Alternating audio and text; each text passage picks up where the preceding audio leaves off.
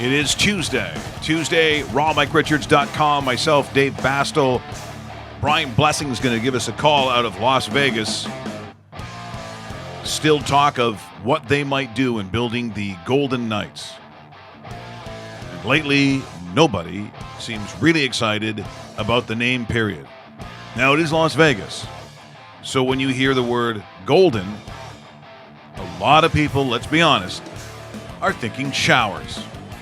If you were the Las Vegas Golden Showers, I would suggest not getting in the first couple of rows. But would you go to the games? Would you like the logo? I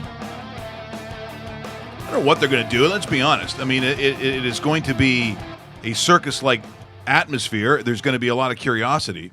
The real question is probably longevity and just what do you think is going to be the existence of NHL hockey in Las Vegas. It's got a chance. And the fact that, you know, you've got a NFL team coming in there, what, a year after? Yeah, a couple years, I believe. I think it's a couple. Is it years? Is it 2 years? I think they have 2 more years left in Oakland, and boom. So, and I don't think necessarily, even though it probably immediately would be Lord and God, like it is in pretty much any other city that the NFL shows up in, I would say it's not competing against something like basketball. You know, where you've got another 82 games against you, where you could be playing on the same night. Correct. There would be that number of games, Dave. I mean, it is a Sunday. And again, the focus, unquestionably, I think for sure, is going to be obviously when it's the Las Vegas Raiders, which just has all kinds of wrong, and yet, for a person like myself, good. Oh, it's very good. Speaking of the Golden Knights and the logo and everything like that, the jersey release is today. Oh, my God, that's exciting. It will happen today. So... you know, just would you wear one? Would you get one? I wouldn't. I would be caught dead. It looks like Rocket Robin Hood. Yeah, a little bit. But like a guy that wasn't even one of the main characters. You know, Farty Jim. Farty Jim. Yeah, he wasn't one of the. I was going to say Friar Tuck, yeah, but I guess that's already taken. Yeah. I think it looks. I don't know.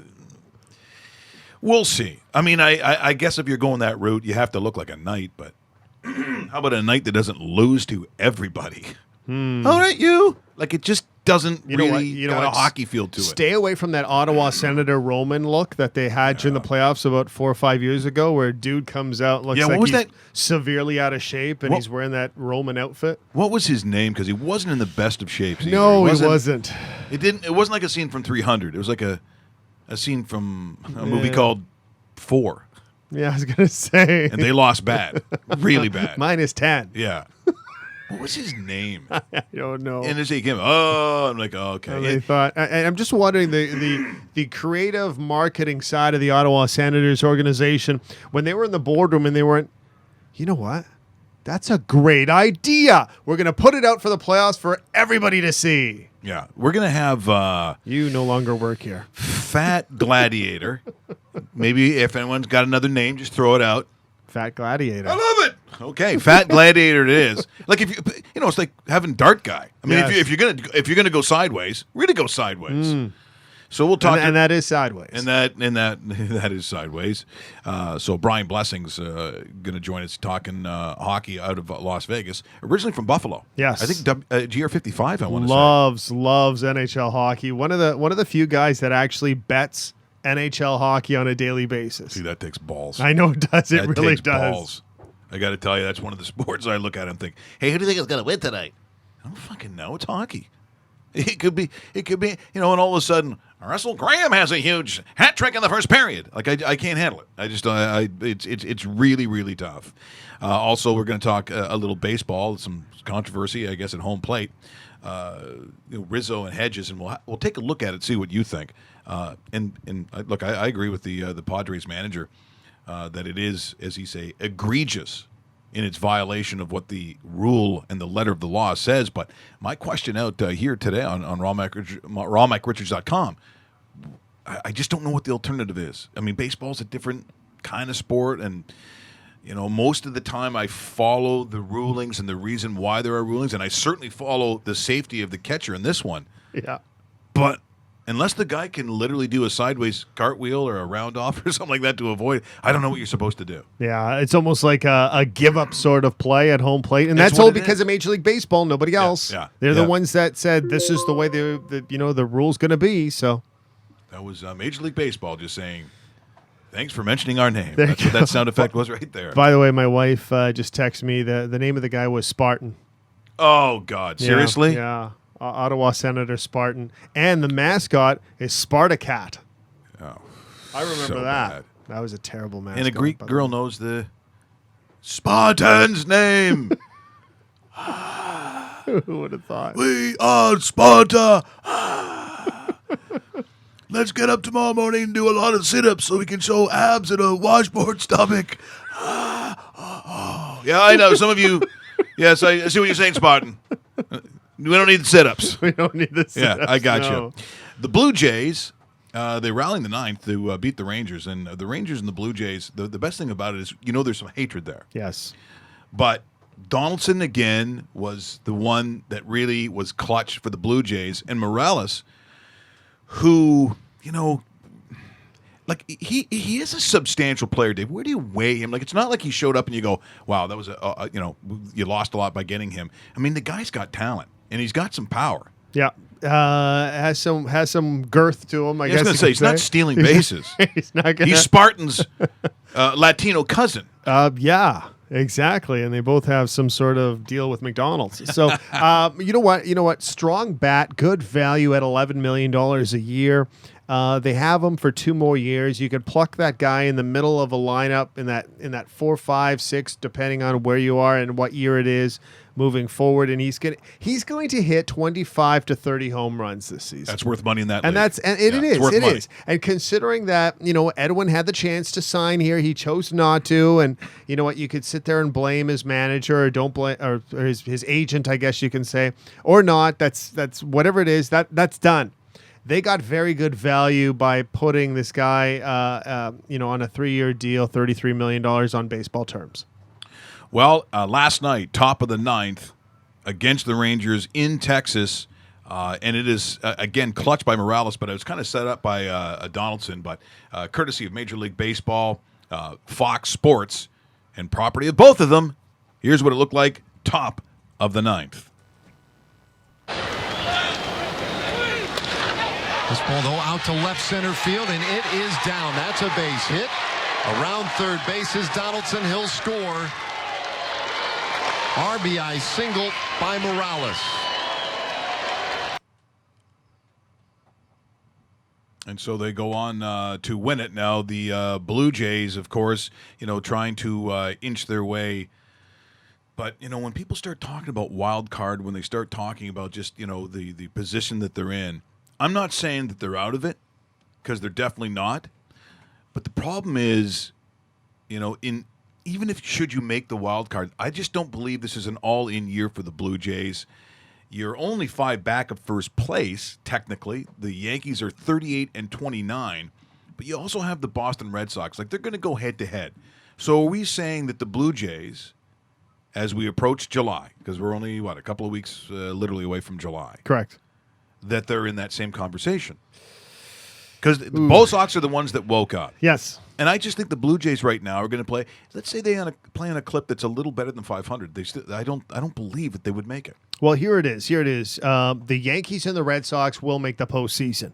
One will win the division. One will clinch a wild card spot.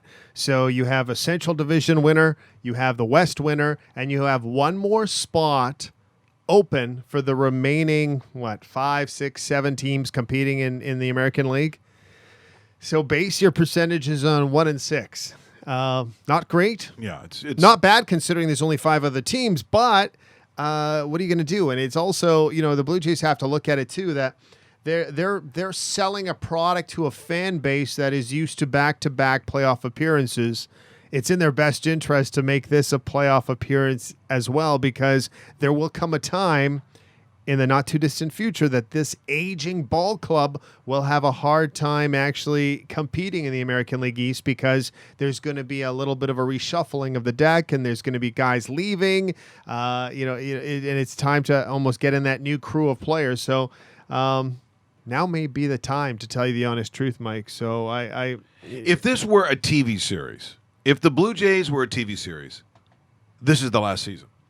This is the final season. yeah, it's very close to it. Yeah. Yeah, this is the final And then season. after the season, you're like, well, why did they make another one? Yeah, they're 'Cause it doesn't make sense. yeah, because I just don't see this as. And look, you know what happens sometimes in last seasons. This is almost like Dexter in a way because you already had the Trinity Killer, which was a great season. Their best season ever. Yeah, Their and then best you season. you went to the next one, which was okay, and then the last one, how they ended it was garbage, Yeah. absolute garbage. Although I kind of like it, though. I do kind of like it. No, I want a new one. I want a return of Because Dexter. I want Dexter to come back and well, start that's murdering people. that- And so when they showed his face at the end, then people are like, "No, he should be dead. Like he's supposed to." I'm going, Yeah. "No, well, not dead." Well, then you know what? Then bring him back in 2018 because I want more Dexter. And I want more Dexter, too. I want Dexter like it was early in Dexter, not later in Dexter when he started being nice and He'd be a started great- showing feelings and. Be a great like baseball manager where all of a sudden, I don't know, pick a player. Anthony Russo. Okay, Anthony Russo wakes up, he's all tied down. He's in a big room filled full of plastic. He goes, "Oh, did we win the World Series? Is it for the champagne?" No, it's not for the champagne. And there'd be pictures around him with candles of all the errors Ooh, yeah. that he has made, Okay. or when he struck out, or whatever. I sure hope it was in UNL Yeah. Escobar, the next one, because there'd be too many pictures in the there'd be room lots where. of, wow, there's a lot of pictures of me in this room. And then the knife comes down. Oh, yeah, that's a great show. I Okay. missed that show. How did we get on to murdering? I don't know. It, you know what I find, though? It does on this show. There's always a path that goes back to that. So the Blue Jays, as I said, a game under 500, but I'll be honest. I think for Blue Jay fans, they've got a great fan base. They fill that park. Yes. If you can't even call it a park. They fill that cavernous, giant cement toilet bowl. Unlike almost anyone else, they root for the home team. I just wonder again, is this the final season of that show? Could be. Oh, by the way, Justin Smoke home run number 20. If Justin Smoke isn't the lone Blue Jay All-Star representative, I would be shocked. He's the only guy deserving of being at the All-Star game. And who would have thought, raise your hands out there, who would have thought Justin Smoke was going to be the lone Blue Jay All-Star at this year's All-Star game? Well, I'll be honest. If it comes to the baseball All-Star game, unless it's someone that's involved in the home run hitting competition, I am so off any All-Star. Well, I'm not talking about anything. watching it, but Yeah. getting the invite to go, that's Yeah. a big deal. No, it is a big deal. He tied his career high in season home runs yesterday, and it's June the 20th. And also say this, because they made the game have impact on the real season. Correct. That also kind of cool. I'm glad that they did that. But the reality is, in any All-Star format for any sport, I no longer can watch any of them. Is that the best of the group, though? Because that's the closest to the reality of the actual game. It is because There's- they're actually playing it. There's no hitting in Yeah. NFL. NHL has decided to turn it into a circus. And and the NBA is the NBA has gone that way. But see, first team to 200 wins. I used to like the NBA, and now I get embarrassed for the players. Where, if some player's going to go out and score like 60 points and they want him to have 60, guy stop playing defense. He's lobbing these threes so he can get it. It's just it's a controlled scrimmage where hogging and showboating is, I guess what you go to see because it's like watching the Globetrotters, I guess, to a degree. But that now makes me feel uncomfortable. I don't mind some of the skills competition like the skating and the speed and stuff like in the NHL. Yep. But when it comes to like the shootout where the goalies are going out blindfolded or going backwards and all that taking kind of pictures stuff, of themselves. it's Yeah. just shit. I know. It's for the market that it's in. It's for the kids. It is. It's for the children. But beyond that, I can't watch it. But at least you're right. The baseball game actually is a baseball game played the way it's played. I would say, for the best of their ability, like it's played on every other night that these guys actually play, and it does count for something. So I suppose so. It just does not hold my interest at all. Now, if there was more violence in it, You're okay with that? back to the violence. So, Sure. So last night in Chicago, Oh boy. they actually had a little of this. And I guess when you play San Diego, you're like, what the fuck? Let's just go out. Yeah, nobody's Let's watching. just go out. I've had a couple of drinks. Play the Padres. It doesn't matter. So in this case, Rizzo comes in on this is There's that name again. Hedges at the plate. And you know what the rule is in terms of no longer having these massive car wrecks in front of home plate as they try to block it. They've changed the rule. You watch this as Rizzo comes in, see what you think, and then we're going to hear from the Padres manager who is not pleased with this at all. This once again courtesy of CSN and property of Major League Baseball. The center. Rizzo coming home. Boom. Austin Hedges gets blasted at the plate by Rizzo. Like it's trying to stop a running back on the 1 yard line. That's After what this the looks game, like. Padres skipper Andy Green not thrilled with the way that play played out. Don't blame him.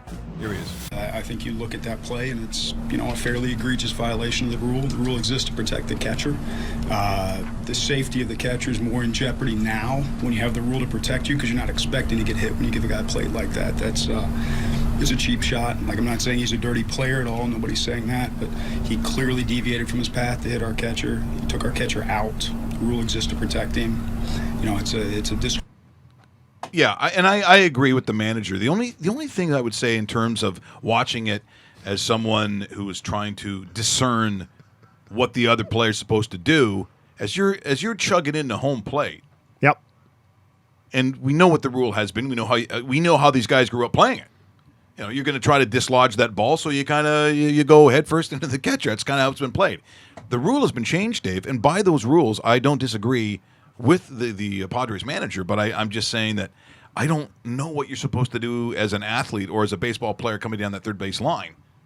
What's the alternative? The alternative is giving up on the play, and that's what Major League Baseball has almost told its players to do because they don't want another Buster Posey at home plate where exactly where a guy breaks his leg and misses the entire year. It's too bad because we grow up in a time, and I'm not saying that this is the way it should be, but we grew up in a time where we saw Pete Rose bowl over catchers in all-star games or when there's a World Series, and your goal is get that ball out of the catcher's hands because you need that run that badly. We're not going to see that anymore in this Major League Baseball game as a whole. And you know what? Maybe it's just a sign of the times. You don't want people getting headshots. You don't want people breaking bones or legs, arms, whatever it is. You know what? That's the way it is. How do you give up on the play, though? Do you got to signal or raise your hands like a fair catch? Or I don't know what you're supposed to do because, some of them, until that play comes in, number one, the catcher obviously has to catch the ball. But then you as a base runner, as you're coming down as hard as you can, you need to see that ball secured before you make a decision. There's a couple of things that have to happen before you kind of give up on the play. I said, it's the way the game's played. I just think that's a tough thing to do. Yeah, it is. Because when you look at the play too, though, he had the right side of the plate to slide, to hook slide, and he didn't do it.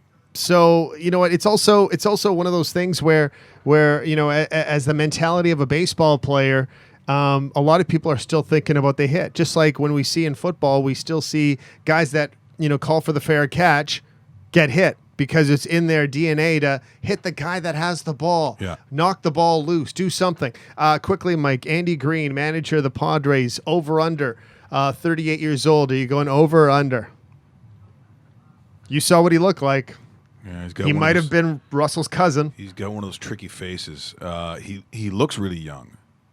38, over, under. I got it in front of me right now. Okay, weirdly, just because of how it's set up, I'm going to go over. Nah, damn it. Yes. I set it up wrong. 40. Yeah. He's 40. Just because he set up, yeah. But honestly, I looked at that, and I saw him interviewed, and I'm like, oh, I got to check this out. There's no way. Because I thought maybe he's one of those managers, 35, 36, somewhere in that range. You look at Jim Leland for all those years, I'm like, well, that guy was... Is he 1,000? The cigarette in the mouth, I'll never forget that, too. Look, it's a classic manager look. If I have a baseball manager, I probably don't want him to be tidy. What was it, Lou? Oh, yes, Lou Brown. Lou Brown. Yeah, you want one of those guys. Yeah. Nice catch, Hayes. Don't ever have him do it again. Yeah. I want a guy who's maybe peed his pants, Doesn't wash every day. I mean, that's kind of baseball. It's a dirty, gritty, whatever. And I think they're trying to clean. I mean, don't they have rules now about the guys with the smokeless tobacco or what do they call it? You can't. There's not a lot of chaw. I don't see a lot of chaw. No, there isn't, and if there is, it's very well hidden. And you can't. I don't. They can't spit like they used to. Yeah. They should just blow it all over the field. But now There's it's like a number of guys that used to do it too, and you'd see it in the back pocket, the little circle, right? The Copenhagen. Well, see, that's what I did for years. So I did when I played hockey, when we played a Swedish hockey team, had an exchange. That's where I picked up that habit. But it was top shelf for me. Did one of these. Planet of the Apes look. Like it went top shelf. Because that's how I learned it from the Swedes. Most, Western Canadians, and I know those in the States, I mean, everyone else is kind of on the bottom shelf. But I never did chaw. Because some guys would mix it up with gum and stuff sometimes Never. and do whatever. But even the speed or the seed spitting, there's an art to that, and that really doesn't look like there are guys in it, and it's constantly. I did that. That was tricky. I learned that over time because you'd put about 10 seeds in your mouth, and then you'd be kind of negotiating with your mouth while you're, you know what I mean? But I was a big bubble gum guy too. See, but I'd be a gum guy. Gum. More, it's like rots your teeth, whatever. Barrels of gum they used to have, and I own the Blue Jays because I heard this story from someone in the media. And I don't know who it was, but they'd have a big thing of Double Bubble. Like a giant tub of Double Bubble. And someone from the media would go in and fill his pants with Double Bubble. Like just his pockets, just absolutely filled with Double Bubble. He was banned from the clubhouse for stealing Double Bubble. And the first thing I thought was, well, it wasn't me. It wasn't me. But that is something that I'd be very tempted by. It's like crack for me. Yeah. I love the gum. Getting some comments here. Big League Chew. I like Big League Chew Big because League Chew. it was also shredded. Yeah. Which was easier to kind of, you take your piece out and you kind of put it together. It's almost like tobacco, but it's gum, right? It's for the children that you want to have emulate chewing tobacco. That's that's a great choice. It's like Popeye cigarettes. So what's wrong with that? What's wrong with I remember that. And now they call them. That was a hard Yeah. candy, though. Yeah. It's like you sit there and you're biting. It's like, why do you have to make it that hard? Had the little one going, oh look, little Russell smoking. Like I mean, and then there was the one that was like a gum, and they wrapped it around, but they had the powder, like the floured sort of powder thing around where there actually was paper. So when you blew into the gum fake cigarette, it looked like smoke was coming out. I thought that is parenting 101 right there. And now they call them candy sticks. I can't believe Candy sticks. They don't call them Popeye cigarettes. They're candy sticks. I distinctly remember putting Popeye cigarette candy in my mouth like a cigarette and showing my parents. And now as a parent, I'm thinking to myself, man, I probably gave my parents headaches thinking about what is he doing? Don't do that. Marissa going, hey, Dad, look, I'm having a butt. No, we don't do that here. Oh, well, nothing was safe for us as kids. We came out okay. That's what people have said time and time again. Although I really got to wonder about the choice of present. And those that made it are geniuses. The fucking Slinky. The Slinky is the least enjoyable thing. It was a metal coil. And the magic was when it would go downstairs and we'd watch it. We've got kids now who complain about Xbox One not having enough, gigs or whatever. We were one step away from being like children that had difficulties. You got to be careful about how you say these things. But a metal coil that would just go over each other, and that was a toy. But some bastards, whoever made that, go, you know what I think would be great? A metal coil that would go over and over again. How much do you think it will cost? I don't know. It costs like 8 cents to make. We can sell 8 billion of these things to children who aren't that motivated, I think is what we're talking about. The Slinky. You're watching rawmikerichards.com or downloading on the podcast. Seriously, what's the shittiest toy you ever got? Because I did get a Slinky. That's right up there. The other Slinky. thing too is if you misplay the Slinky, you're cutting yourself, or you're getting it trapped, Yeah. or you're. Oh, back in the day, it didn't matter. Like eyes poking out, hair set on fire. I know. Cutting or gouging. All part of the toys when we were little. Yeah. Let's face it. We were the generation of the mood ring. Or the, what was the rock? Pet rock? Pet rock. Oh, come on. That was stupid. That's really stupid. Like a pet rock. Some guy decided to rip off millions of families by throwing rocks in a box and selling it as a pet rock and naming it. I don't know. Yeah, because I think there was a Herman? name on it. Oh yeah, That's you get a little tag with this is Herman. to Russell. Love Herm. And I don't think the Chia Pet people should be doing a lot of bragging either. No. There's a couple of Silly Putty. Silly Putty, Silly another Putty. one. And look, Cup and Ball. the Cup and Ball. Wait a second. You made me read that. Cup and Ball. You know who invented that? Jesus. That toy's been around. If you can call it a toy, who's amused by that? I mean, again, I look at the people said, how smart were we as a people? I don't know. Let's go back into the annals of time and find out what the children amuse themselves with. It appears to be a metal coil and a ball with a cup. Apparently, these people weren't that advanced. Lots of talk online now, going back and forth with a lot of different people on this one. Shane Doan and being released by the Phoenix Coyotes, Mike. 21 years. The new owner of the Coyotes decided to come out and, I don't know, light a flame and throw it into a gasoline fire and go, you're not offered a contract for next season. So it totally shocked Shane Doan, his management. The longest tenured captain, Yes. at that point, currently in the NHL. Exactly. 19 years, I think. Well, as a captain, yes, 21 years overall with the same organization because he came over with the Jets. There is some talk that he actually will play next year somewhere, but does he play? Does he not? I threw out the idea on Twitter that I think it would be a pretty good idea for a Las Vegas team to bring in a Shane Doan, and Doan would be the Golden Knights' first captain. You know what? That would be. It almost seems like too easy a move. It almost seems too easy. It's not going to cost you a lot of money. No. And you got a veteran presence that is borderline Hall of Fame. Yeah, you've got that with you. So those kids that'll come in who are invariably, a lot of these people are going to get moved within a year anyway. But for that first year, we talked about marquee guys. So what if you had Shane Doan, and Marc-Andre Fleury for your first year?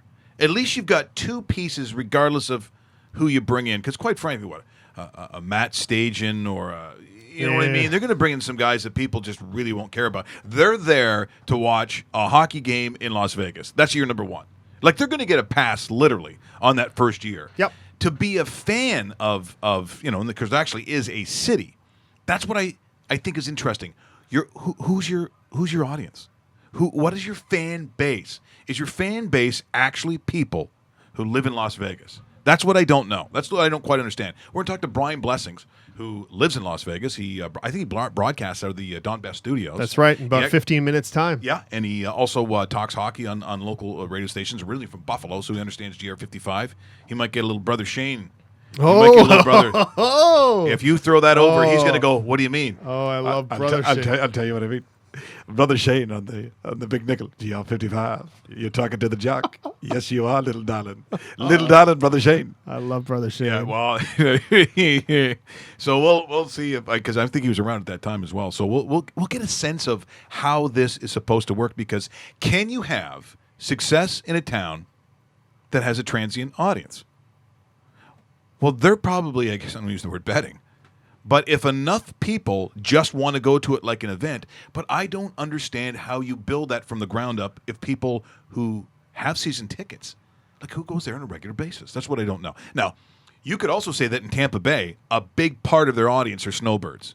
Those Canadians, mostly on the East Coast, so from Ontario over, I would say, that are going down in the wintertime and going to Tampa Bay to watch a game, and they do it on a regular basis. And for some of those snowbirds, they live 3, 4, 5 months of the year in the Tampa, St. Pete's, Naples, Bonita Springs area. So what is the draw consistently, and how do you base your marketing on it? Because this might be the one team that spends as much time marketing abroad as any other franchise in any sport I can think of. I mean, what is the parallel? What other city has a professional sport where a good portion of your fan base or those going through the turnstiles don't live there? Because you live in a town that is a tourist attraction. And I'm thinking, even if I go into soccer from around the world, is there a place that exists like that? Not really. If you have a solid fan base in a city, I get that.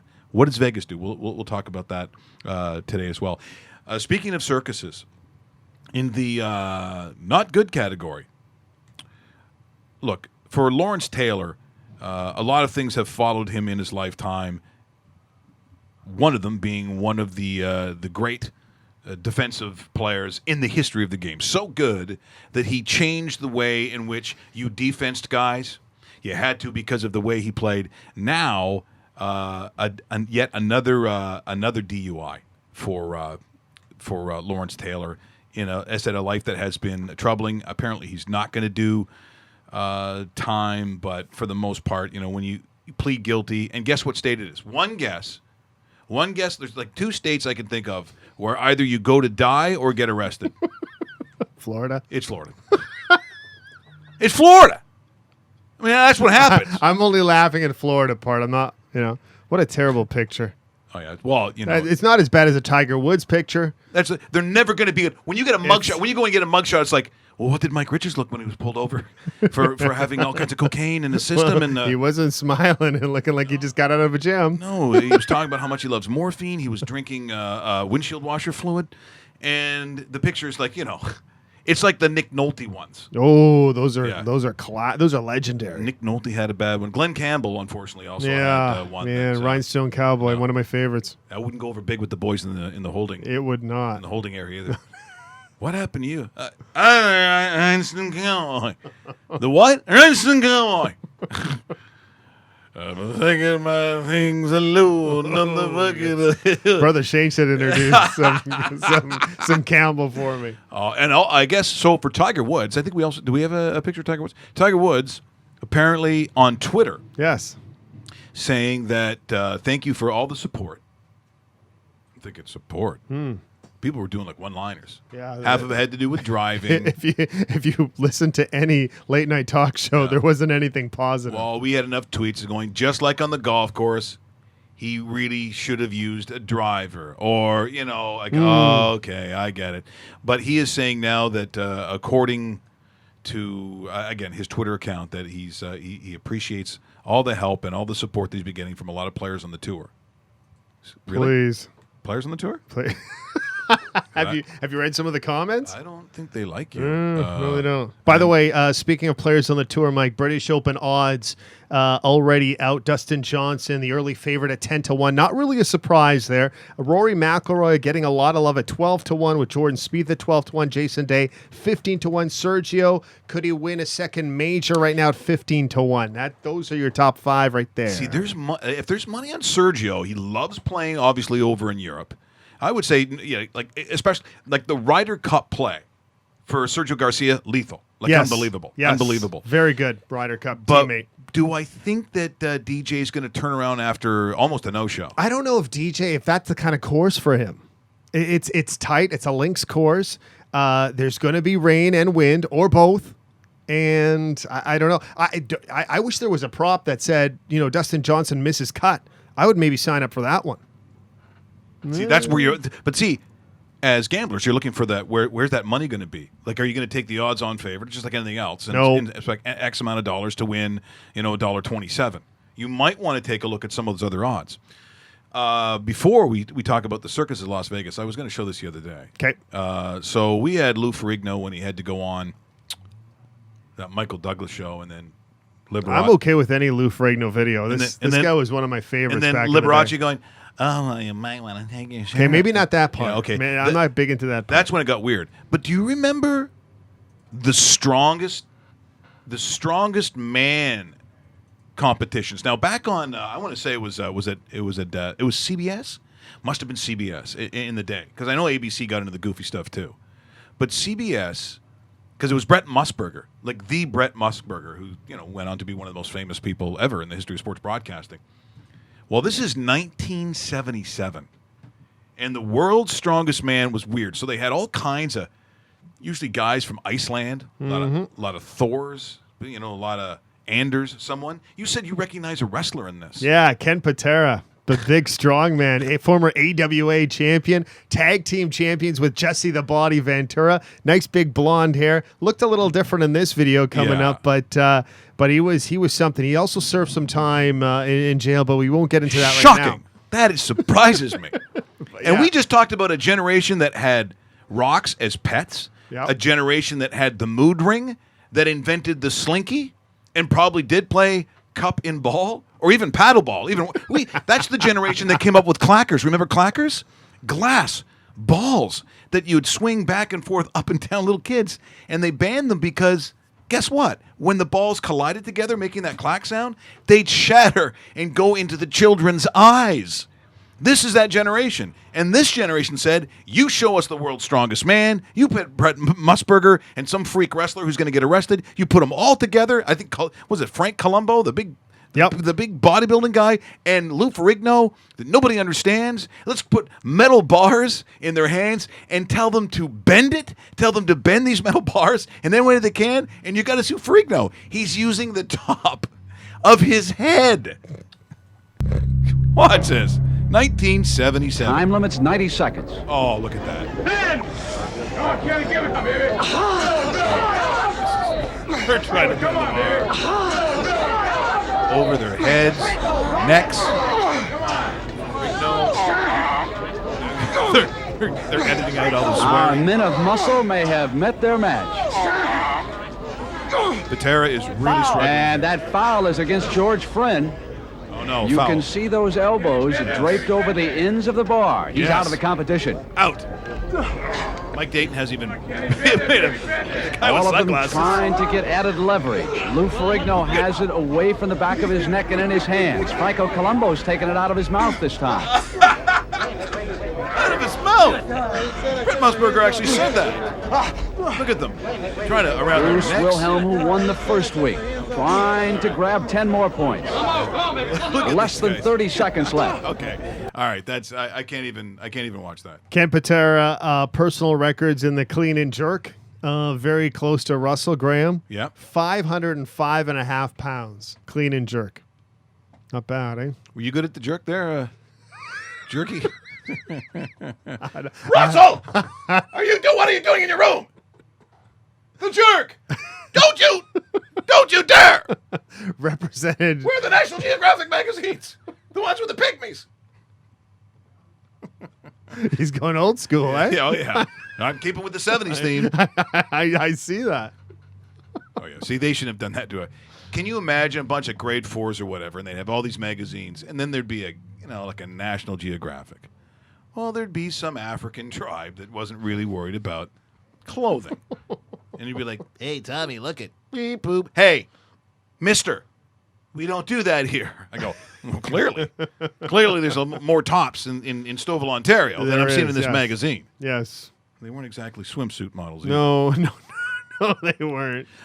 Just before, and we can talk a little more odds here, before we get to our good friend Brian Blessings in Las Vegas. Do you want to hear some Paul George odds? I got these sent to me yesterday, which was kind of interesting before we get on with the rest of them. Let's do that. Let's do that. So Paul George, everybody knows, unrestricted free agent soon, still property of the Pacers. So let's not, but he has told the Pacers he will not be with the club at the end of next season. So the odds are for the start of this upcoming 2017 season, which is around Halloween, the Cavaliers at plus 150, the Lakers at plus 200, the field, basically everybody outside of those two teams and not the Pacers, plus 250.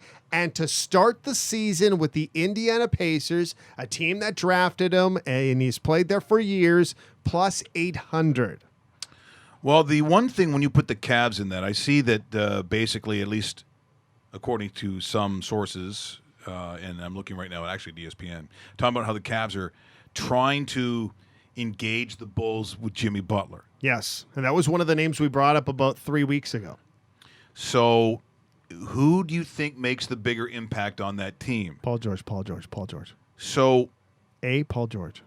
well, Paul, I mean, but what would that package look like? I mean, you got to think that you'd have to offer up a whole bunch of stuff, and it's believed the Cavs are offering Kevin Love, That's okay. which No, you know no. what? No, go. He'd be the one that Kevin Love's been part of a lot of trade rumors. as much as he's been, is like, guys, there's going to be a trade. And Kevin Love's probably going, oh yeah. It's me, right? Yeah, it's me. It's always me. I've lost all this weight, and I look better, and I got a new haircut. He does look better. Oh, He's yeah. eating better, too. I've lost all this weight. Nobody likes me. Yeah. Well, what did I do to you guys? All I do is try to win for you people. I don't want to be here anyway. It's Cleveland. Yeah, it's like where do we get to go? Seriously. I mean, if it was Chicago. Yeah. All right, Ooh, see you sign later. me See up. you later. Love Chicago's to one be- of the all-time great towns. I'll I be- love Chicago. But Paul George, crazy talent. But there's going to be a lot. I mean, I think between what we're seeing in the NBA and really all these conversations revolve around what do the Cavs have to do to put themselves on a competition level with the Golden State Warriors. That's really what the competition is. That's really what we're saying. I mean, I realize that the Raptors are going to be busy, and it looks like, I don't know, there's sort of an inference that Kyle Lowry is going to be back, and if he does come back, that's going to be a shitload of money. That's a lot of cake he's be getting in Ooh, that big one. time, big time. But- Don't know if you want to do that either with that aging type player and also injuries. I think if I you- mean, is there a season where Kyle Lowry hasn't been injured in the last 3 or 4 years? And the last one was particularly bad. I mean, I Yep. just think that it's sports can be a little cruel, a little unfair, where you're looking for that fabulous final, hundreds of millions of dollars in contract. But if you get tied up in that, really what you're saying is you're rewarding that guy. But what about the team? And it's certainly not that I'm anti Kyle Lowry. It's just that if you're trying to build on something that's competitive with the Cleveland Cavaliers, and as long as LeBron stays in Cleveland, if you keep more or less that team together, and I don't give a shit how many games you win. Like, what does it really matter? What does it matter if you finish in the Atlantic Conference and let's say you do beat Boston? And I don't know if they do next year or not. I would think that that's debatable on where Boston finishes. They might finish first. Correct. What is the end goal? Is the end goal to win a championship, or is the end goal to be competitive? Because right now it sounds to me that you're competitive, but you're not competitive against the team that is easily the class of the East, and they're looking to do. It reminds me of the moves that used to be made by teams like the Denver Broncos, that they knew each and every year whatever piece that New England, whoever they got, and let's say it was say it's the year they go and they get Randy Moss or something. So, or they have Gronk. Whatever that piece is offensively, you would see, like a chess match, a team like Denver make a mirrored like move, but on the defensive side of the ball. Like whatever it was, you had to do something on a team that you knew you're going to meet. And by the way, looking at some of the numbers this year and some of the futures, it's hard to turn down, just like in a horse race where you actually think a team's going to win. So the odds-on favorite is good money. It is a $5.50 for New England to win the Super Bowl. So almost 6 times your money. So if you're Sold. if you're flush, Yes. and go, I've got 20 grand Yep. that says I want to make 100 grand. Ooh. Now I don't know, Russell, if that's the kind of talking you do around your friends and stuff. I don't know if that's It's close. it's what you do. I got $5, Yeah. folks. But even if you have $5, like, I'm gonna yeah, make me 30. yeah, I'm gonna make $30 to win the conference. Now, is that the tougher of the ones to win? Is it easier for them to, if they get to a Super Bowl, are they going to have an easier time than beating Pittsburgh Steelers or the Oakland Raiders? Oakland Raiders. yeah. Oakland Raiders right now to win that conference are, I think it's 9 times your money. That's a nice value right there. They have a tough schedule though because you have to face teams like Kansas City twice, Denver Broncos twice. Even the San Diego Chargers aren't a complete joke because this is a pretty decent, 10-6 team last year, whatever it turned out to be. But they surprised a lot of people too because I thought it was going to be a lot worse than what they were. But you know what? Because you look at the Patriots schedule, and that's why I went over 11.5 wins. Over 11.5 is a great bet. Bills, Dolphins, Jets. That's 6 games right there. Halfway there. Halfway there, exactly. And that's division. That's one of the easiest divisions in the NFL, and it's the Patriots' way for the last decade and a bit. Do you think it would be, I mean, I don't know if a lot of smack talk, but let's say you're New England Patriots and you go out and you play the Buffalo Bills. And I'm Tom Brady and you're Gronk. Okay. And we're practicing us before the game and right at center field. And I say, hey, Gronk, Hey, Tom. you know what I just did?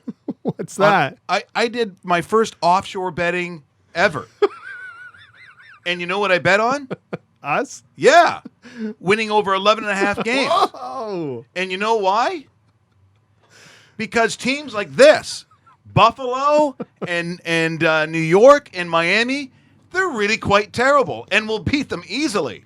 Tom, that's a very, very smart financial decision. Well, You're about to multiply your money by 6. I guess I better get ready to beat this team and throw a whole bunch of touchdowns. Then I'm going to go home and plow my supermodel wife. See you later. Oh, right on cue. Speaking of supermodels, Right on cue. Brian Blessing. Yeah, here we go.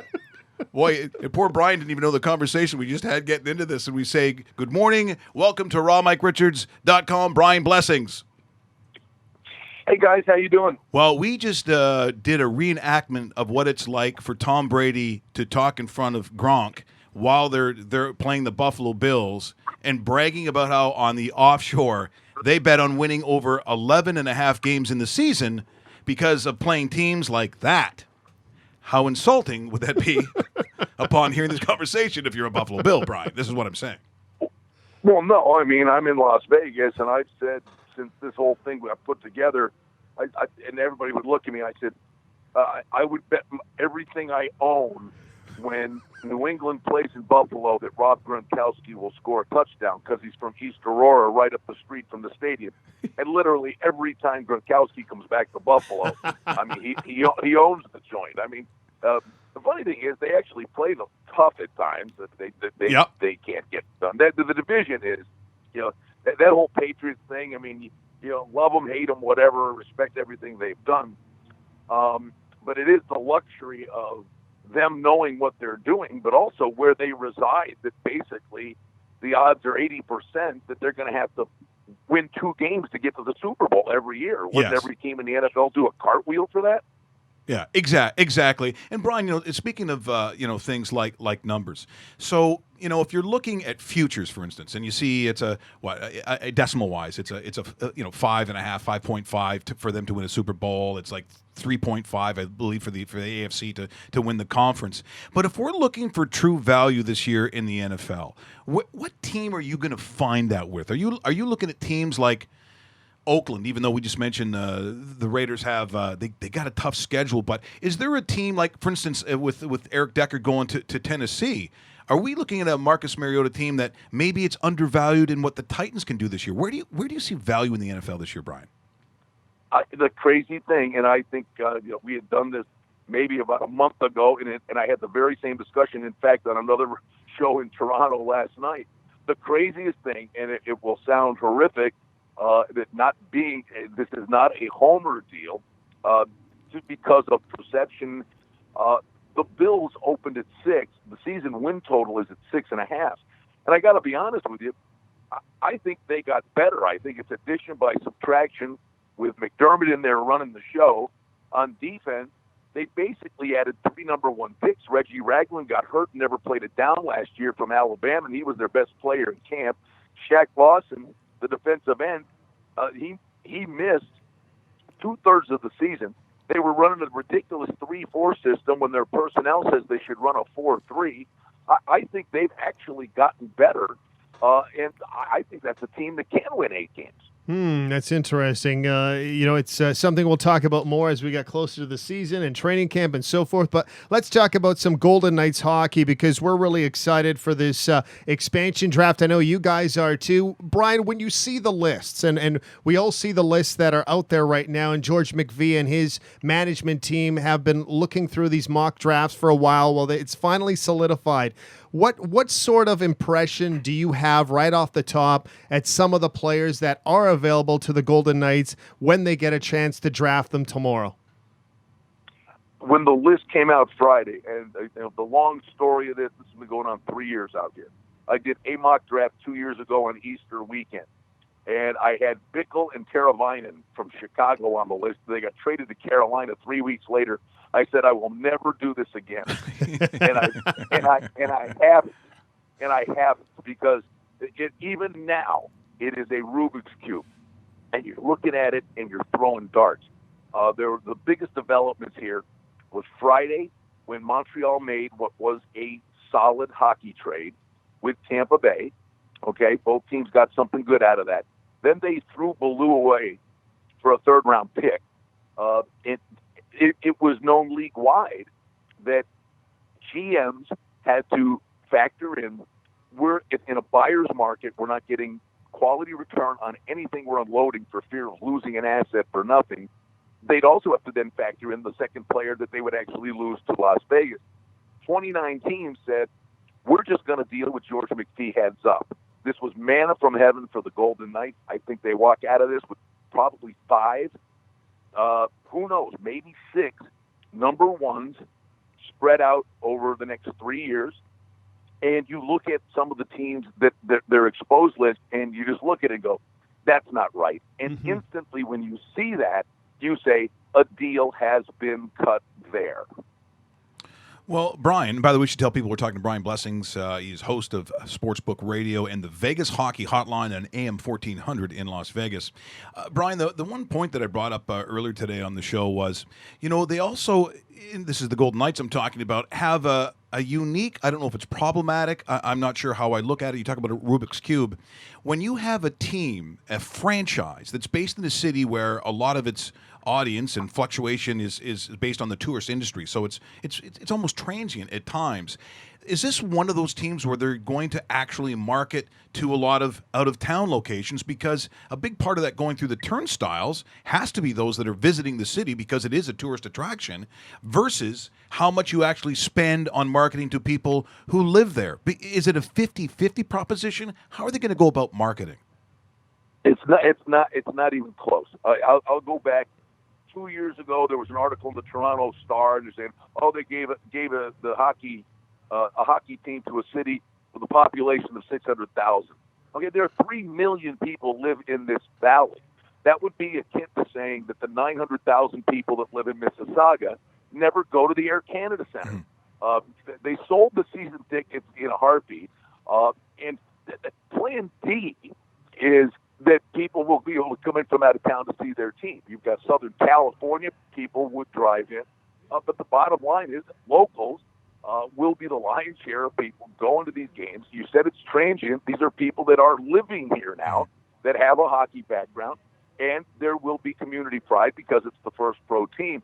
And then plan G is if 600 tickets 3 years from now are available on a Tuesday night when Columbus is here, there are 30,000 people walking around in a 1.5-mile square radius of the arena looking for something to do. And at any given moment, 4,000 or 5,000 of those people are Canadian. It is going to work, and the building will be full. Yeah, it certainly will, or at least it appears to be on the right track. I look forward to our trip down there this year sometime. We'll get to that more in a bit. Shane Doan yesterday was told by Phoenix or Arizona Coyotes management that he will not be offered a contract this upcoming season. He's one of the stand-up captains of the NHL, 21 years in the same organization. There is some talk that he wants to stay on the West Coast. I threw out this, and I throw it out to you as well, Brian Blessing. Does Shane Doan make sense to go to the Las Vegas franchise, the Vegas Golden Knights, and be that captain in place for the first year where there's going to be a lot of chaos around, and you have a guy that's almost borderline Hall of Famer wanting to stay in the area? Does that make sense to you? It doesn't to me. Okay. Because Shane Doan deserves a shot to win a Stanley Cup. Would he be valuable stopgap? Everything you just said. There's not you tell me one person around the NHL can say a bad thing about Shane Doan. Yeah. I don't think they exist. Frankly, if he's going to play again, do yourself a favor. You've been a good soldier for all these years. Go somewhere and give yourself a chance to win a Stanley Cup. Well, Brian, the movable parts that they're going to have with this franchise on, those that they want to see on a marquee, I guess to a degree, but I assume it's probably outweighed, at least for George McPhee, on, those movable assets, so what they can get. And this is an NHL now where, it's such a tight league. I know a lot of people talk about parity in different leagues. Well, sometimes to me it's more about middle ground because sometimes it's not the best that sport has to offer. But I think on a nightly basis, now, how often? We love to gamble. Obviously, we bet like hell on this show. But I'm afraid of hockey because hockey is goddamn tough to gamble on a nightly basis simply because the competition is so tough. So that being said, with the Golden Knights, how long is it realistically before they can be, a bubble team? Like, do they even think that way, or is that so far away that's not a concern right now? On the first point, I would say to you, I'm completely of the opposite mindset because we follow and know the sport. I think it's one of the few sports where there are chinks in the armor from the odds makers, and you find soft numbers and totals they don't take into account that backup goalies are playing, or a team is playing the third game in 4 nights. I think you do find some soft numbers in hockey. The other aspect of it, the expansion rules are there, and the key is for McPhee not to take the bait. And this is not his first rodeo. He could, if you look at the names that are out there now, I mean, they could get a team right out of the gate and literally maybe by the end of February be within 6-7 points of 8th in the West. But at what price? If you do that, you set yourself back a decade. You get in that never-ending cesspool of being 7th, 8th, 9th, 10th, 11th, always drafting mid-first round and never getting out of that cesspool. He has an opportunity. And the reality of it is George McPhee cannot say this. He's got to say all the right things, but he sees it. I mean, look, Sidney Crosby just won his second cup back-to-back cups. Number 1 pick. Patrick Kane, number 1 pick. Oilers, McDavid, number 1 pick. Leafs turn it around seemingly overnight with Matthews. And I'm telling you, beware the Buffalo Sabres. You got Eichel with a stone in his shoe, and he is going to make a real statement, missed 22 games last year, or maybe they made the playoffs last year. The moral of the story is those were teams that on purpose, many of them, tore it down to get horrible, to get elite players, to build a future. McPhee's starting from scratch.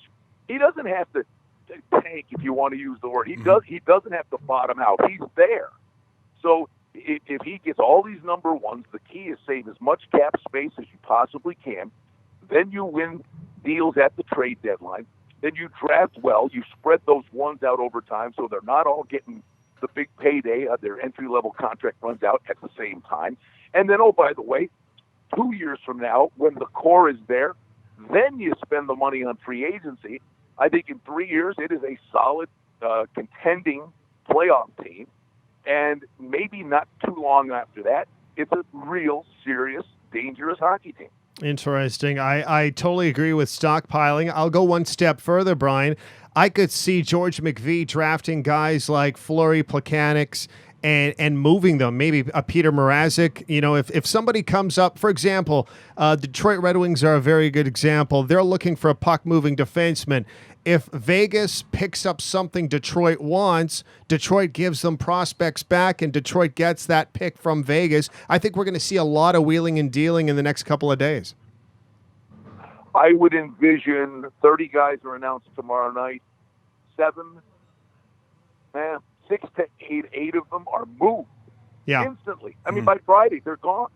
2 years from now, 60 to 70% of these guys will not be here. This is all about laying the bricks and build something moving forward. Many teams, these deals that have been cut, they've basically seen the list. McPhee was brilliant, I will say. He imposed a deadline last night, 9 o'clock. I'm not answering the phone. So he imposed his own trade deadline.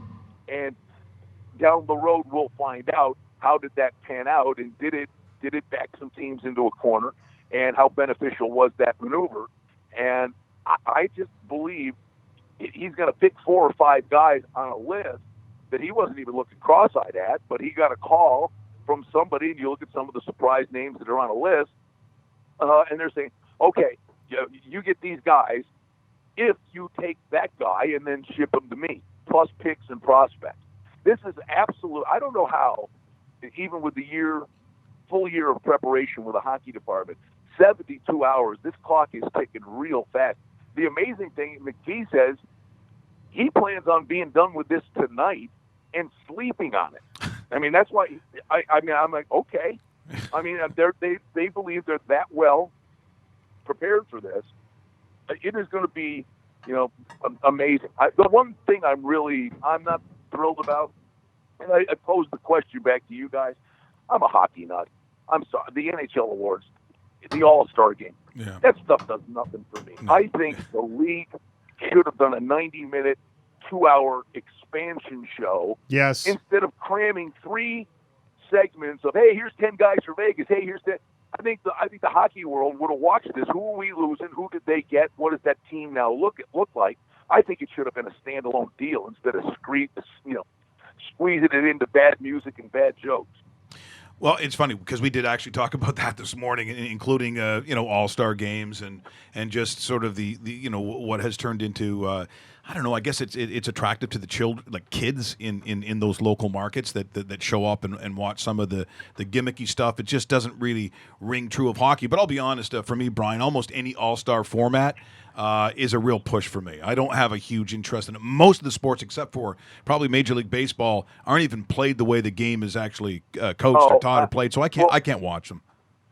I'm a purist, and I'm, okay, if I'm becoming the grumpy old curmudgeon, so be it. But, I mean, okay, great. An 8-year-old thought that was cool. God bless. But, I mean, it is such a horrific representation of what the beauty of the game is.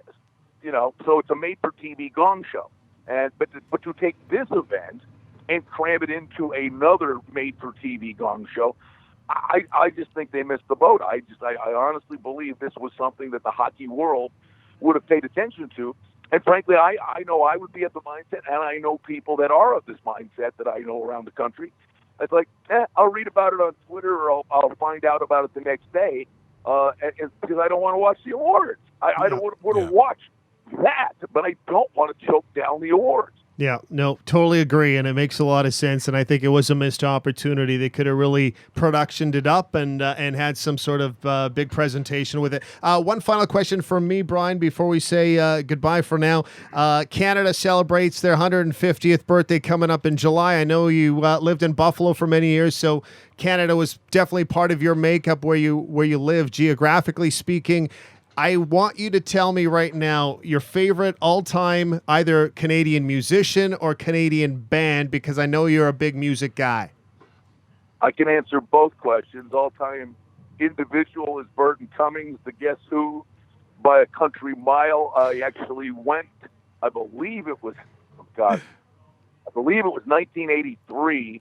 It was the Guess Who's first reunion tour after many years of being broken up. It was in Toronto. It was amazing, but one of the best things I've ever seen. Well, the best concert I ever saw, I was 14 years old. I saw The Who do the Tommy Tour at the Cap Center in Landover, Maryland. And at 14, I said, I'll never see anything better than that. And I didn't, other than the next 6 times I saw The Who. then the Guess Who was clearly a number 2 for me. And one of the best things I ever saw was Burton Cummings solo in a place called the Tralfamadore in Buffalo that held about 400 people. Wow.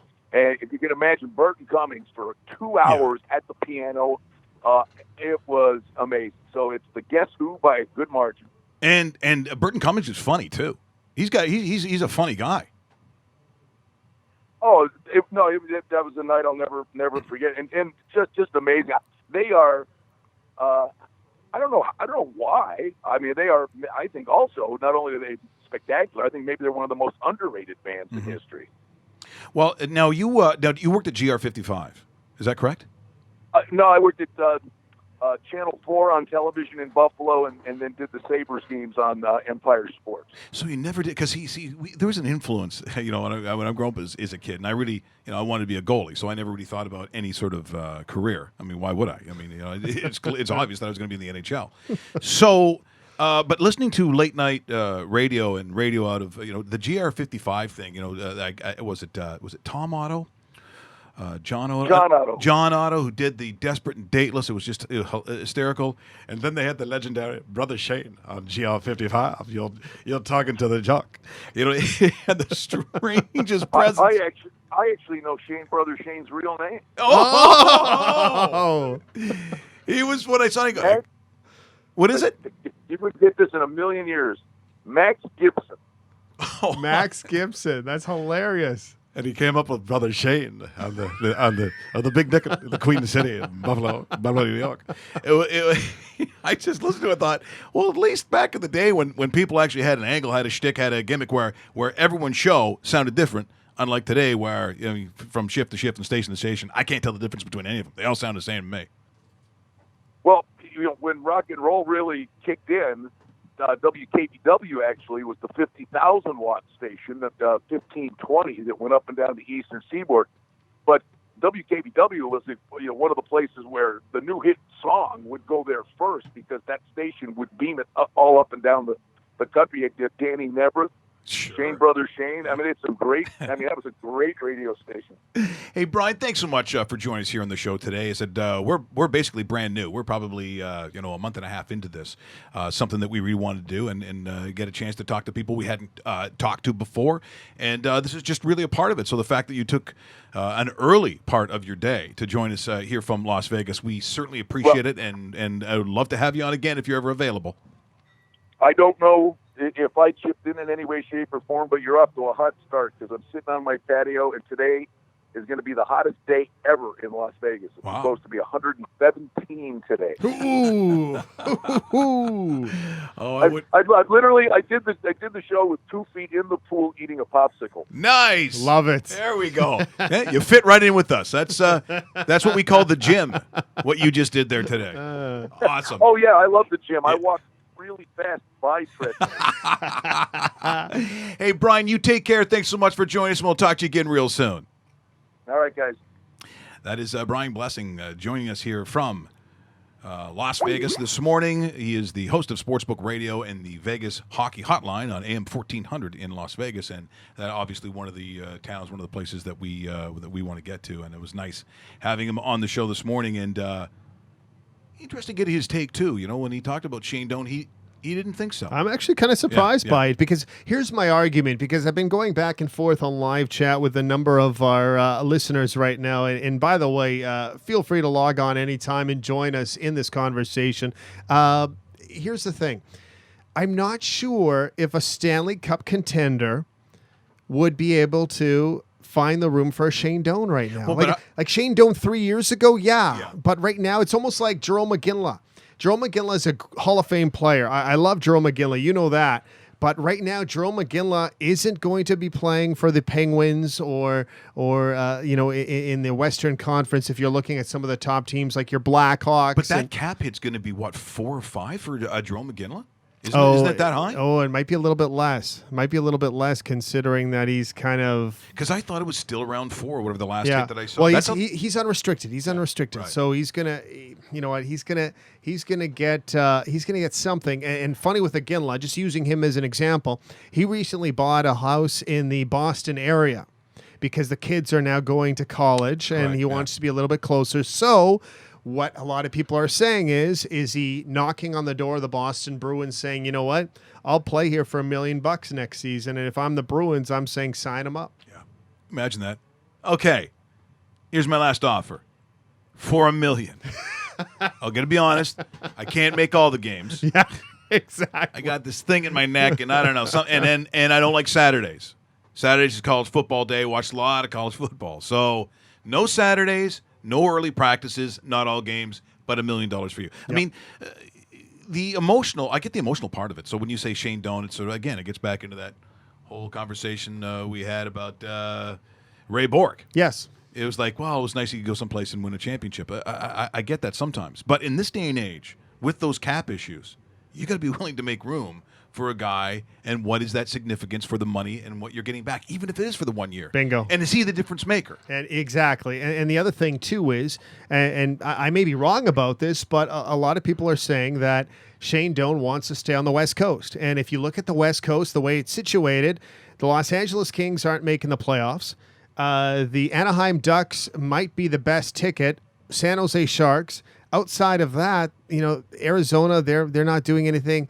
Some of those teams might want to get. Some of those teams might want to get younger. Vancouver. I mean, those we're not talking Stanley Cup contenders here. Would he go? Would he go to Vancouver though? I don't think so. Because they're like, and what do they want to do? Because they're going to be. Vancouver might be the most messed up franchise right now. Yeah, it's amazing. A lot of mistakes in Vancouver. Well, when you think of going back to the Stanley Cup final against Boston, which is, I think, the best downhill team, ever since. Yep. Yeah, absolutely downhill. So even the dismantling of the goaltending duo and what they did in goal. Even with Corey Schneider. I mean, bingo. Corey Schneider went to New Jersey for Bo Harvat. Not a bad pickup, but you were thinking at the time probably could have done better.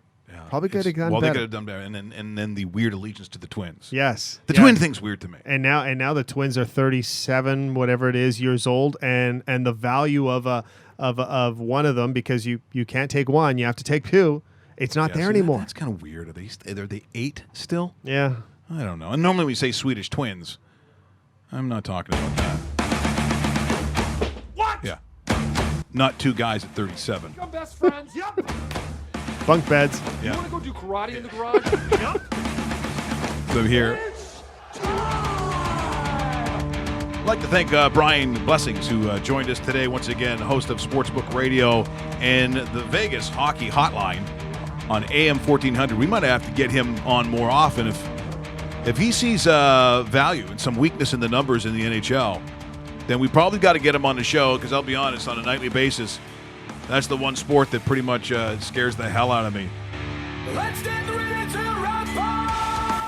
Have yourself a great day. Some surprises coming up tomorrow, and a huge announcement on Friday. Have yourself a great day. Remember, subscribe to rawmikeriches.com and also on YouTube.